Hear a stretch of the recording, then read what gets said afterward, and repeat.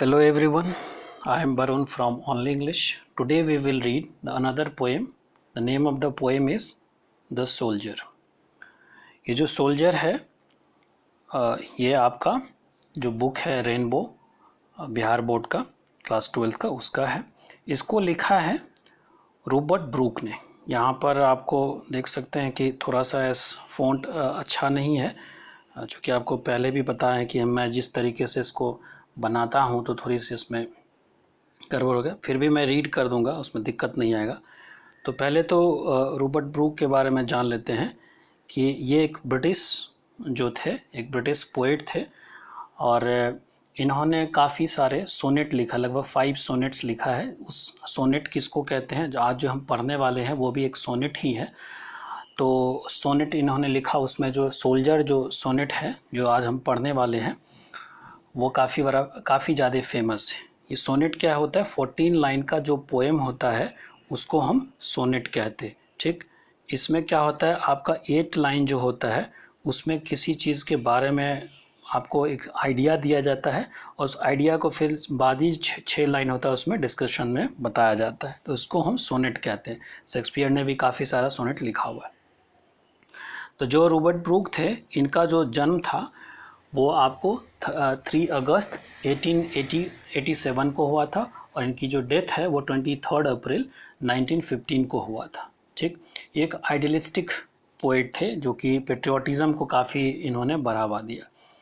और मैंने शुरुआत में कहा कि जैसे अब बिहार बोर्ड में क्वेश्चन कैसे आता, तो मैंने पिछले वीडियो में बताया।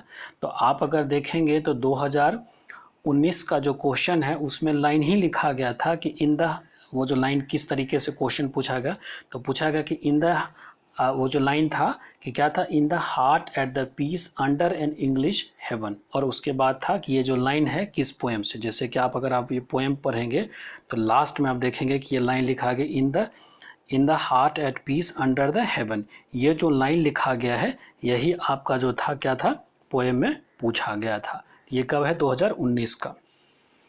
ठीक, और 2019 में दूसरा जो क्वेश्चन था वो मैचिंग था, कि यानी कि जो राइटर का नेम दे दिया जाता है और उसके बाद उसको मैच करना होता है।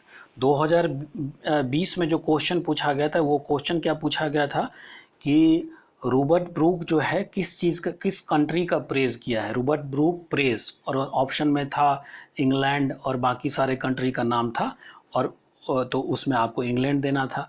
और उसमें भी 2020 में भी मैचिंग क्वेश्चन पूछा गया था। तो यानी आप देख सकते हैं कि किस तरीके से क्वेश्चन पूछा जाता है। वैसे क्वेश्चन तो मैं सारा बताऊंगा चैप्टर ख़त्म होने के बाद 19-20 का, लेकिन आपको भी इस बताने की कोशिश की कि कितना ये जो आपका ऊपर वाला पार्ट होता है ये कितना अहम हो जाता है और पोएम का लाइन कितना हो, क्योंकि आपको राइमिंग स्कीम या ये क्या कहते हैं मेटाफर या फिर सिमली या फिर इंजॉयमेंट ये सब तो पूछता नहीं है, कुछ डिस्क्रिप्शन पूछते हैं और अक्सर जो ऑब्जेक्टिव वाला पार्ट होता है उसमें इसी तरह के चीज़ पूछते हैं। तो थोड़ा आप पढ़ते हैं रॉबर्ट ब्रूक के बारे में। क्या लिखा है कि Robert Brooke was born in a well-to-do academic family। Well to do का मतलब होता है खाते पीते घर का, यानी कि उनका जो घर था वो काफ़ी समृद्ध था। और वो क्या था, एकेडमिक फैमिली जहाँ पर कि सबको अच्छा खासा एजुकेशन, यानी कि एजुकेटेड फैमिली थे। His father was a house master at the rugby school. अब ये हाउस मास्टर क्या होता है, तो जो आपको बोर्डिंग स्कूल होता है उसके जो इंचार्ज होते हैं, मेल जो टीचर होते हैं उसको हम हाउस मास्टर कहते हैं। ठीक, इंग्लैंड में। ठीक, where the Robert was educated before going to King's College, यानी कि वहाँ पर रॉबर्ट का जो है एजुकेशन हुआ था कहाँ पर, कॉलेज जाने से पहले, कैम्ब्रिज जहाँ पर गया था। डब्ल्यू ईस्ट, ये भी काफ़ी फेमस राइटर है डब्ल्यू ईस्ट। इन्होंने क्या कहा था रॉबर्ट ब्रूक को, famous poet describe him as a handsome young man in the England, यानी कि इंग्लैंड का सबसे हैंडसम मैन कहा था इसने। ठीक, उसके बाद है ही एस्यूम ए सिम्बॉलिक रोल, यानी कि इन्होंने एक सिम्बॉलिक रोल जो है क्या कहता है, that eventually turn into the myth of a young and beautiful fallen warrior, यानी कि इन्होंने एक तरह से ये चीज़ डिस्क्राइब किया था कि लोगों के एक तरह से मिथ को एज ए इस तरीके से डिस्क्राइब कर दिया वॉरियर के तरह। ठीक, he died of septic many. अब ये जो वर्ड लिखा है ना कि ही डाइड ऑफ, ये जो थोड़ा सा फॉन्ट अच्छा नहीं है तो आप देख लें कि ही डाइड ऑफ सेप्टिकेमिया। ये जो सेप्टिकेमिक होता है ये आपको वायरस से या फिर जो इसका डेथ होता है। तो septicaemic of 23 April 1950 of the island of Lemnos in Elgle on his way to a battle of Gallipoli। तो इस तरीके से इनका जो है यहाँ पर डेथ हो गया था। Brooke is remember as a war poet. अब ये भी क्वेश्चन पूछता है कि जैसे कि उसने उसके बारे में कि वो किस तरह का पोइट था, मेटाफिजिकल पोइट। इसी तरीके से कि ब्रूक जो है जैसे जॉन कीट्स के बारे में पूछता है कि क्या है, तो वो एक रोमांटिक पोइट है। इसी तरीके से जो है इनके बारे में पूछा था कि किस तरह ये वॉर पोइट, इनके नाम से वॉर पोइट के नाम देते। Who inspire patriotism in the phase of first world war, यानी कि लोगों के बीच में पेट्रियोटिज्म भरा इन्हें फर्स्ट वर्ल्ड वॉर के टाइम में। His reputation chiefly rest on, यानी कि इनका जो रेपुटेशन काफ़ी फेमस हुआ 5 वॉर सोनेट्स, यानी कि जो 5 है इसने वॉर सोनेट लिखा उसके लिए। The soldier is undoubtedly the best and अनअथर, यानी कि ये जो है एंथ्रोलाइज, यानी कि जो इसमें से जितने सारे सोनेट लिखे तो उसमें जो सोल्जर है वो काफ़ी फेमस था। अब चलते हैं पोएट। अब कहता है जो लाइन है, if I should die think only this of me. कहता अगर मैं मर भी जाता हूँ तो मेरे बारे में बस यही सोचना, that there are some corner of the foreign field, यानी कि अगर मैं मर जाता हूँ तो युद्ध में अगर मैं मर जाता हूँ कहीं पे, तो जो foreign field that is for ever England. तो यानी अब क्या कह रहा है कि if I should die think only of me, यानी कि अगर मैं मर जाता हूँ तो मेरे बारे में ये सोचना कि that there are some corner of the foreign field that is for ever England, यानी कि मैं जिस मिट्टी पे मरूंगा वो वर्ल्ड के किसी कॉर्नर पे होगा, वो क्या होगा, इंग्लैंड का कुछ ना कुछ पार्ट होगा, यानी इंग्लैंड ही होगा। तो एक तरह से ये कहता है कि अपने आप को इतना पेट्रियटिज्म ये मानता है कि मैं जिस मिट्टी में गिरूंगा वो भी इंग्लैंड ही हो जाएगा, जिस कॉर्नर पे मैं गिरूँ। इस तरह से ये बात कहने की, that is for ever England, यानी कि मैं कहते हैं ना कि that is some part corner of the field, यानी कि वर्ल्ड के किसी कॉर्नर पे किसी भी देश में अगर मैं मरता हूँ, that is for ever England, वो क्या होगा, इंग्लैंड ही होगा। मैं इतना पेट्रियटिज्म इस तरह से इसमें। There shall be rich in the earth richer dust conceal, तो यानी कह रहा है कि हो सकता है वो जो अर्थ होगा वो रिच होगा, यानी कि वो अपने आप में उसकी जो मान लीजिए अगर वो इंग्लैंड का था, अमेरिका में मरता है, किसी फ्रांस में मरता, कहीं पर भी हो सकता है कि वो ज़मीन वो देश अपने आप में समृद्ध हो, रिच हो।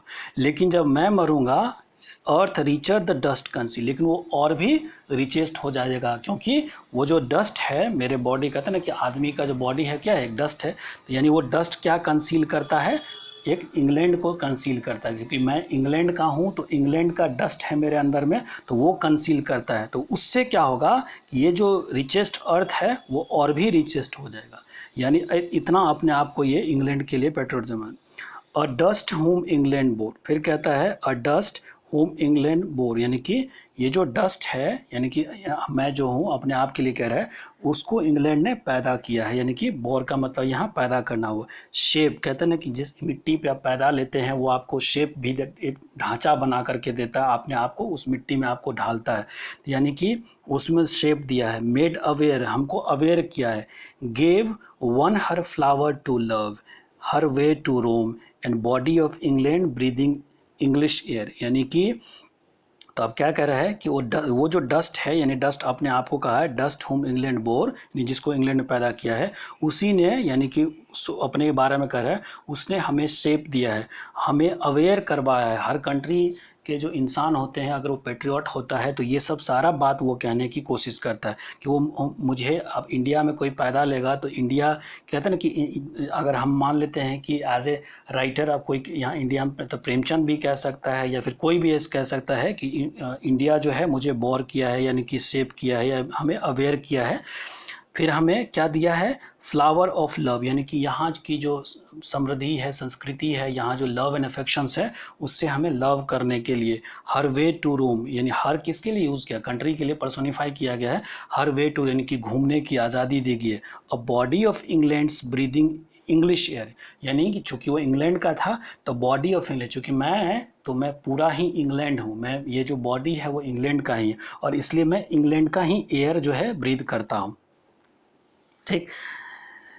Washed by the rivers, blessed by the sun, यानी कि मेरा जो बॉडी है उसको क्या करता है, वॉश बाय द रिवर, यानी कि वो क्लीन कर देता है, and blessed by the son of, जैसे आप इंडिया में सन को हम लोग पूजा करते हैं, हो सकता है दूसरे कंट्री में पूजा ना करता हो, तो हम कहेंगे ना कि हमारे यहाँ सूर्य जो है काफ़ी पवित्र होता है, चंद्रमा को भी हम सूर्य को पूजा करते हैं। तो यही बात है, हम यहाँ पर हम रिवर को कितना पवित्र मानते हैं, गंगा को कितना पवित्र मानते हैं, लेकिन हो सकता है बाकी जगह पर ऐसा ना हो। तो हम कह सकते हैं कि अगर कोई इंडियन राइटर इस बात को कहेगा तो क्या कहेगा कि इंडिया में पैदा है तो वो जिस रिवर में हम नहाते हैं, यानी गंगा में नहाते हैं, तो हम पवित्र हो जाते हैं। वहाँ जो सन है हमको पूरा क्या करता है, एनर्जी देता है, हमको ब्लेस कर देता है। तो वही बात अपने आप को कहने की कि वॉश बाय द रिवर, यानी कि वहाँ का जो रिवर है उसके बारे में कह रहे हैं कि wash by the river and blessed by the sun, यानी कि वो जो रिवर है वो मुझे क्या करता है, क्लीन कर देता है, और जो सन है वो मुझे ब्लेस्ड करता।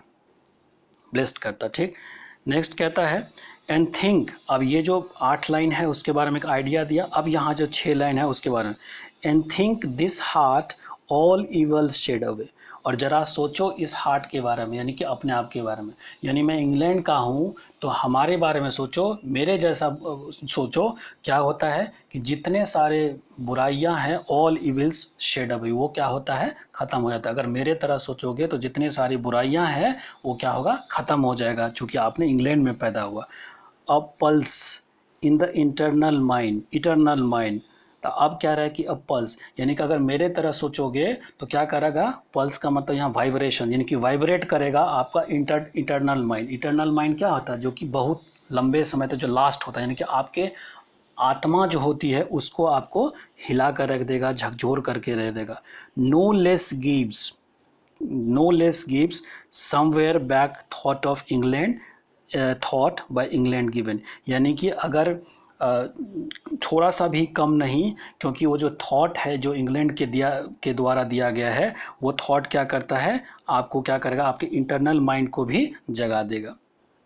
नेक्स्ट, अब फिर कहता है हर साइट, अब इंग्लैंड ने इसको क्या दिया है, हर साइट द साउंड, यानी कि इंग्लैंड का दृश्य, साउंड यानी कि वहाँ की म्यूज़िक, ड्रीम्स हैप्पी एज हर डे, यानी कि आप किसी कंट्री में पैदा लेते हैं तो वहाँ रह करके जो सपना देखने की कोशिश करते हैं, उस सपने में आप जो खुशी महसूस करते हैं, वही कि हर साइड यानी इंग्लैंड का साइड, उसकी साउंड, ड्रीम हैप्पी एज हर डे, यानी कि वहाँ जो हम ड्रीम देखते हैं जो कि मुझे हैप्पी देता है, खुशी देता है, ग्रो करने की कोशिश करता है, इसी तरीके से। लाफ्टर यानी कि खुश देता है, लर्न ऑफ फ्रेंड्स यानी कि दोस्तों से सीखने का मौका देता है, एंड जेंटलनेस, और जेंटलनेस मतलब क्या, माइंडलेस, यानी कि जो उदारता होता है लोगों में, एक जेंटल इंसान जो होता है, ये सब सारा चीज़ जो है हमने इंग्लैंड से सीखा। कहाँ पर, in heart at peace under the English heaven, तो यानी कि कहाँ पर, ये जो in the heart of peace, यानी कि पूरे दिल में जो है शांति मिलती है। और ये सब कब होगा, जब कहाँ पर ये सब कैसे होता है, कब मिला, अंडर द हेवन, यानी कि पूरे इंग्लैंड को उसने हेवन कह दिया। मान लीजिए हम किसी दूसरे कंट्री में रहेंगे तो कहेंगे ना कि हमको इंडिया ने साइट दिया, साउंड दिया, ड्रीम दिया, हैप्पी होने की, लाफ्टर दिया, फ्रेंड या जेंटलनेस दिया, क्योंकि पूरे इंडिया को एज ए हम हेवन मानते हैं, एज ए स्वर्ग मानते हैं। तो इस तरीके इन्होंने इंग्लैंड को डिस्क्राइब करने की कोशिश किया है कि एंड थिंक दिस हार्ट, कि जरा सोचो अगर तुम इंग्लैंड में पैदा लेते हो तो तुम्हारी सारी गलती जो है ख़त्म हो जाती, तुम्हारा सारा बुराइयाँ चला जाता है, तुम्हारे इंटरनल माइंड में जो है वाइब्रेशन देता रहता है इंग्लैंड के बारे में, क्योंकि इंग्लैंड ने जो तुमको थॉट दिया है, क्योंकि वहाँ की जो साइट है, वहाँ का जो साउंड है, जो तुमने देखा है, समझा है, वहाँ जो ड्रीम तुमने लिया है, लाफ्टर लिया है, दोस्त बनाया है, आपको जेंटल में से, ये सब सारे चीज़, क्योंकि इंग्लैंड एक देश नहीं, एक हेवन है। तो ये एक तरह से ये नैरेटर का या पोइट का अपना पेट्रियोटिज्म बताने की कोशिश, जैसे हमारे यहाँ रामधारी सिंह दिनकर या निराला प्रसाद, ये सब जो थे, ये इन्होंने जो पोएम वगैरह लिखा तो वही जगाने की कोशिश हम लोगों को भी करता है। हिंदी में उनके काफ़ी सारे पोएम हैं, तो अगर पढ़े तो बताने की कोशिश करता है, तो वही एकदम एक तरह से पेट्रियट हमको बनाने की कोशिश करता है। तो यही बात बताने की कोशिश किया गया है इस पोएम में, रॉबर्ट ब्रूक की बताएं। और मैंने शुरुआत में भी कहा था कि इसी लाइन में से उठा करके कोई लाइन आपको पूछ दिया जाता है और आपके पोएम में इस तरह के क्वेश्चन आता है। ठीक है, तो इस तरीके से हमारा पोएम ख़त्म होता है। और मैं बताता हूँ कि इंग्लिश में मैं शुरुआत में ही एक आध लाइन बोलता हूँ, बाकी सारे पोएम का जो डिस्क्रिप्शन है वो हिंदी में ही होता है। तो कोई भी आप अगर हमारा वीडियो वॉच करते हैं तो हो सकता है 1 मिनट तक आपको इंग्लिश में कुछ कुछ डिस्क्रिप्शंस मिले कि जैसे पोएम का नाम या फिर, बाकी सारा हिंदी में होता है, तो इस वजह से आप इसको स्किप नहीं करना है। ठीक है, पूरे वीडियो को वॉच करें। और अगर आपको वीडियो पसंद आता है तो आप इसको लाइक करें, शेयर करें और कमेंट बॉक्स में लिख करके भी बताएं, क्योंकि मैं आपको ग्रामर का भी वीडियो बनाने वाला हूँ, वो भी बनाऊँगा। थोड़ा सा भी लॉकडाउन के लिए वेट कर रहा हूँ कि लॉकडाउन कब ओवर हो तो इंस्टीट्यूट में जा कर के बनाऊँगा। और मैं क्वेश्चन आंसर भी करवाऊँगा, कि जो आपको पहले भी बता चुका कि क्वेश्चन आंसर भी मैं डिस्कस करूँगा जो अभी तक क्वेश्चंस पूछे जा चुके हैं। ठीक है, मिलते हैं नेक्स्ट वीडियो के साथ। Till the time, have a good day to all of you.